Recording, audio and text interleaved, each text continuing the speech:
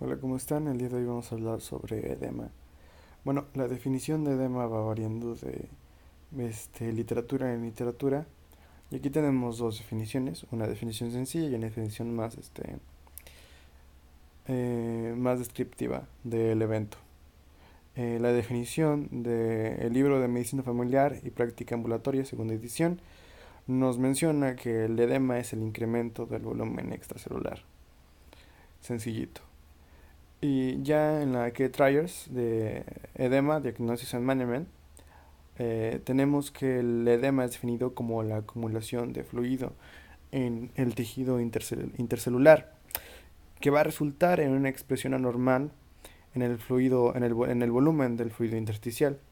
Esto se va a entender más claro cuando veamos la fisiología y la fisiopatología que produce el edema. Ahora, hay que recordar que el agua es un importante contenido en lo que viene siendo el peso corporal.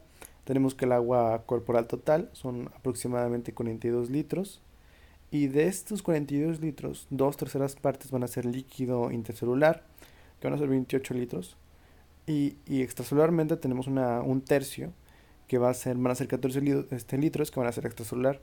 En este líquido extracelular todavía podemos dividirlo en dos. En lo que vamos a encontrar en la pared capilar, que son 3 cuartos, y un cuarto en el plasma, que son 3,5 litros. Bueno, hay que recordar que hay una fisiología de cambio de iones en la célula.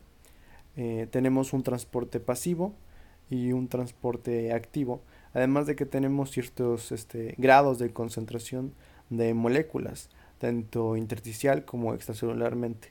Aquí en el transporte activo tenemos que hay tres moléculas de sodio siendo intercambiadas, expulsadas de la membrana celular, para que por transporte activo también entren dos moléculas de potasio. Y en el transporte pasivo tenemos un cambio constante de moléculas de sodio y potasio entre sí, en un movimiento pasivo que no va a requerir de energía. Además, hay concentraciones plasmáticas de proteínas este, diferentes. Y hablando molecularmente, podemos encontrar otras diferencias importantes, ¿no?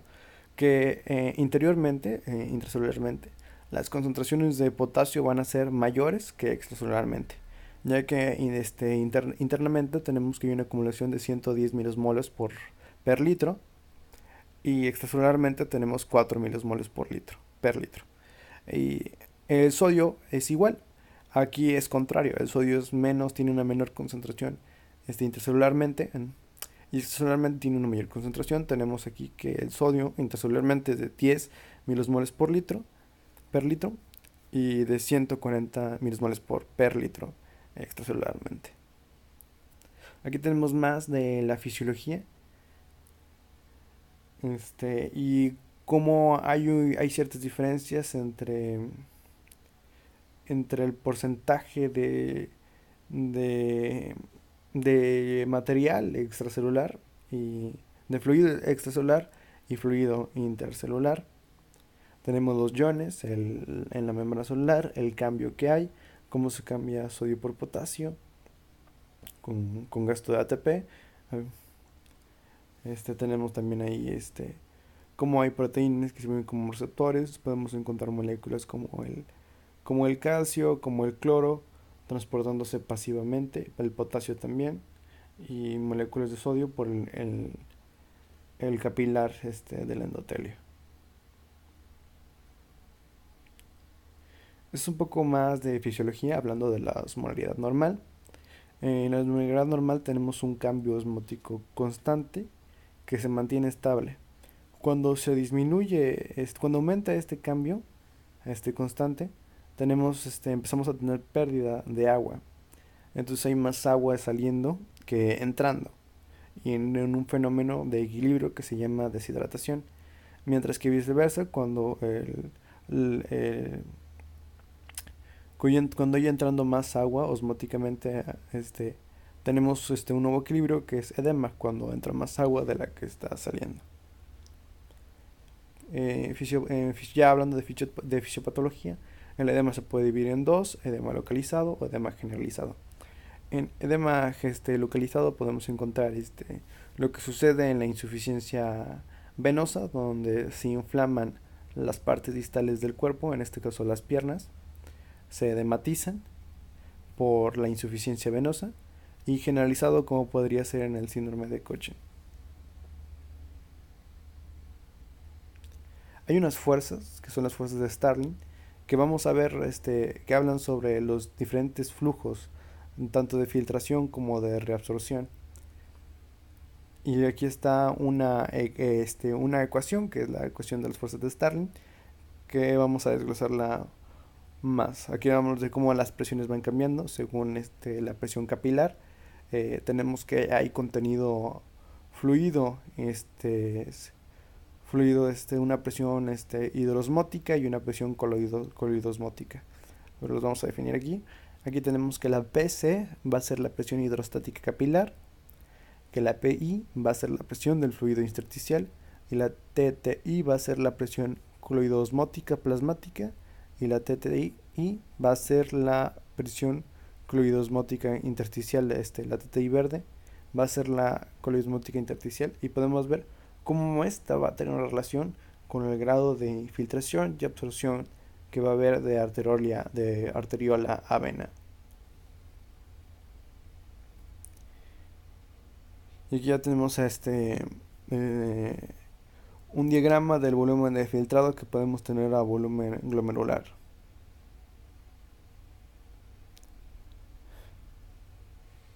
Bueno, aquí vamos a ver un poco de cómo ocurre el edema generalizado.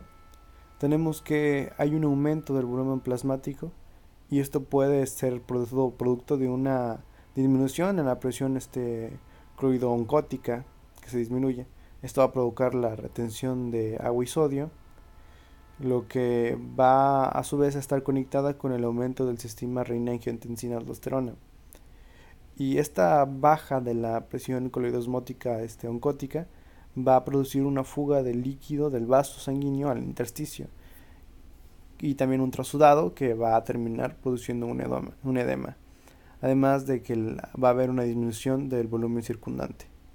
En el caso de que haya un aumento, en el caso de que haya una disminución del volumen circundante, producto de un edema, podemos tener un aumento en la arginina vasopresina, que nos va a aumentar la retención de agua y va a tener efectos en el aumento del volumen plasmático, también producto del edema. Hay una clasificación topográfica y una clasificación de mecanismos fisiopatológicos. Aquí tenemos ya diferencias del edema generalizado y localizado. Tenemos que el generalizado es producto del aumento de la presión hidrostática, que hay un trasudado, que también puede ser producto del descenso de la presión coloidosmótica, y enfermedades tenemos la cirrosis y el síndrome nefrótico. Mientras que en el localizado tenemos la permeabilidad capilar, que puede ser producto de infecciones, enfermedades inflamatorias, neoplasias, y va a haber un exudado.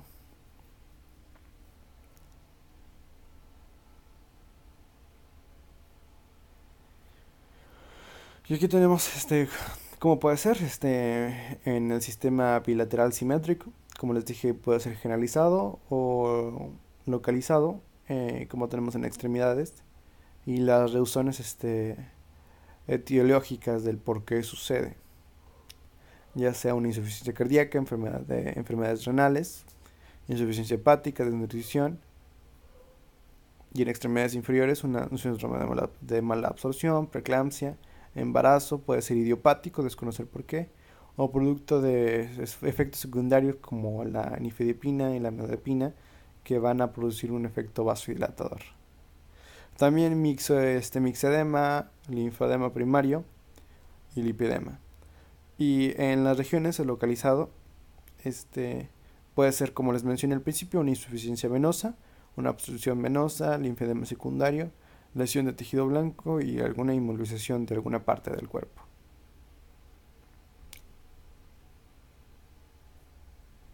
Y aquí tenemos un cuadro de los mecanismos que van a producir la lateralidad del edema. Si es asimétrico, o sea, si afecta solo una extremidad, suponiendo que es localizado, o si es bilateral y afecta a las dos extremidades. En la semiología se piensa en entender cuál es el inicio, la localización, el horario, la consistencia, el color del edema, la sensibilidad, la temperatura. Pensar en los factores que la aumentan o la disminuyen, como el cambio de posición, el movimiento y los síntomas y signos que le acompañan. Vamos a tener que examinar la distribución corporal, la visualizar el color de la piel, hacer un registro de la temperatura y revisar el aspecto de la piel, la consistencia del dolor, si es persistente o solo al tacto, eh, si tiene que ver con alguna otra patología, o sea, que haya hallazgos de otras patologías, entender, revisar cuál es el ritmo de aparición y magnitud, si está vinculada con movimientos de posición, como mencioné anteriormente, o si está asociada a eventos externos como golpes, y además de entender la concomitancia de la enfermedad o las situaciones fisiológicas. Hay una escala que es la escala de Godet para medir la fobia y qué grado es. Esto también habla de el grado de hendidura, la magnitud del edema, y también estamos hablando del tiempo que tarde en recuperar su posición original. Esto es un poco más de lo que ya vimos. Y aquí ya estamos hablando de enfermedades que pueden provocar el edema. Pero eso sería todo de momento.